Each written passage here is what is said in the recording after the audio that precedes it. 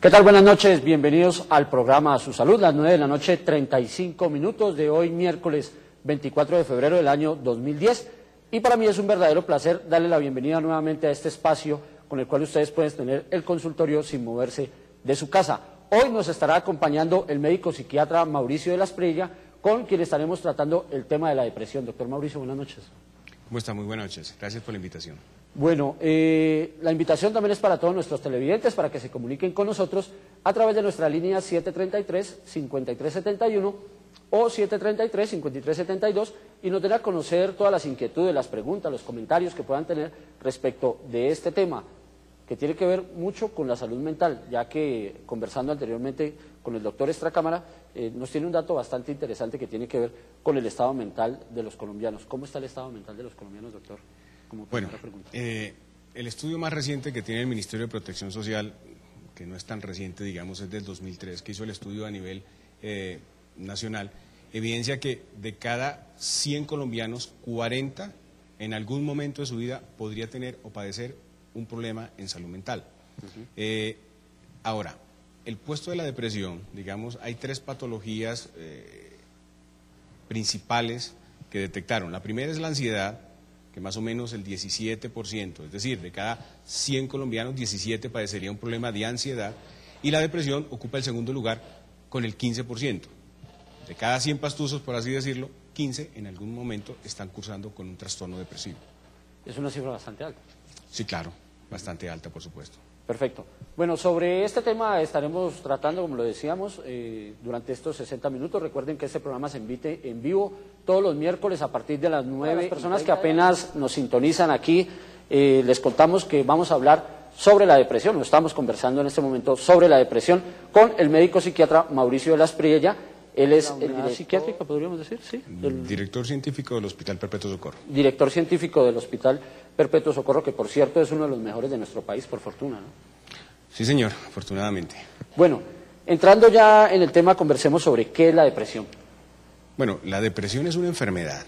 Sí, es una enfermedad. Es una enfermedad, definitivamente es una enfermedad, y como tal debe cumplir ciertos requisitos importantes que deben de tenerse en cuenta en el momento de evaluar cuando una persona está deprimida o no.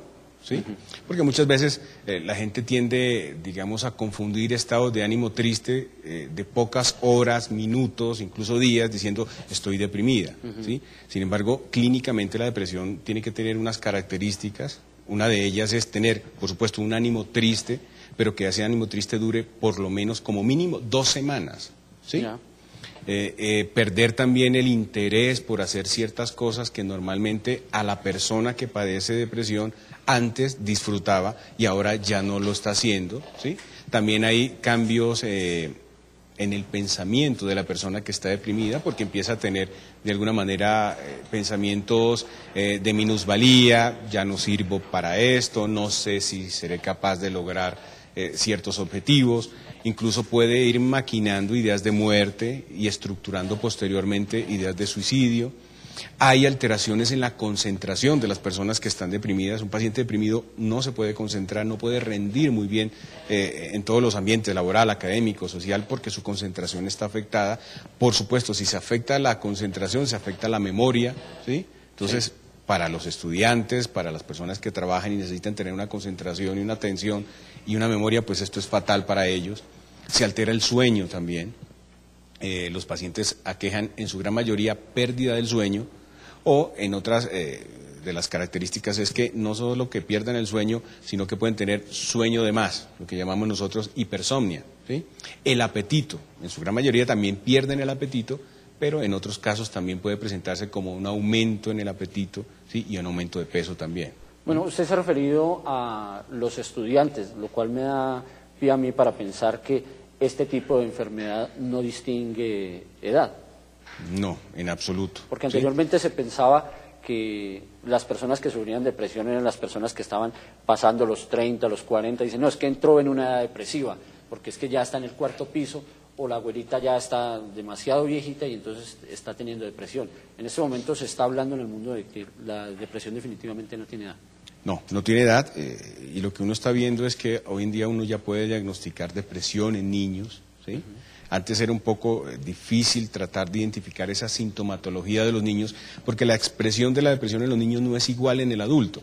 Uno puede ver un adulto, digamos, triste y uno lo observa, o sea, la familia entiende que su familiar está triste porque lo ven cabizbajo, ha perdido el interés y todo lo demás, pero en los niños a veces uno no lo ve, lo que ve es una hiperactividad, ¿sí? Entonces es el niño que está deprimido, pero es, digamos, incansable en actividades en el colegio, con irritabilidad, no presta la atención suficiente. Entonces muchas veces los niños son catalogados con otro tipo de patologías, entre ellas, por ejemplo, el déficit de atención, hiperactividad, pero sí tiene que tener una evaluación adecuada para entender si es un déficit o es una expresión de una depresión en los niños. Igual sucede en los adultos. Como yo le digo, en los adolescentes también, a veces el equivalente depresivo en los adolescentes es el estado de ánimo irritable, ¿sí? ¿Cuál podríamos decir que puede ser más riesgosa o más difícil de diagnosticarse? De los diferentes, sí, digamos que los niños, ¿sí? Los adolescentes es una opción también. Los adultos, digamos que es mucho más fácil porque casi todos cumplen esos criterios. Y en los ancianos también hay dificultades porque manifiestan mucho más la irritabilidad que el ánimo triste. No quiere decir que no presenten ánimo triste, lo presentan, pero quizás la irritabilidad es el factor, digamos, predominante en la sintomatología de ellos en relación a ese ánimo triste. ¿Podríamos decir que la depresión es un conjunto de estados de ánimo?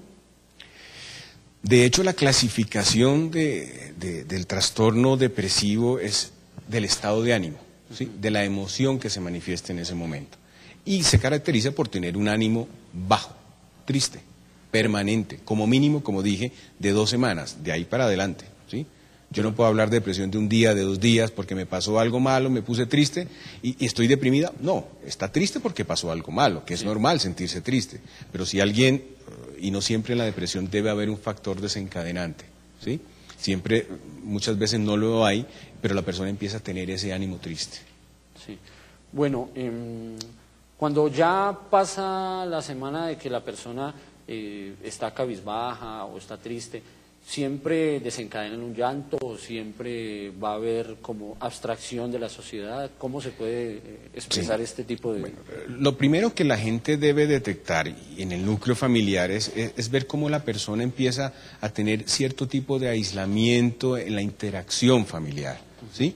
Y notan que ya no está disfrutando en las actividades que hacían en familia, o los compañeros de estudio, los compañeros de trabajo empiezan a notar que ya la persona ya no disfruta, lo notan triste, se siente triste y además su rendimiento en las actividades no es lo mismo, ¿sí?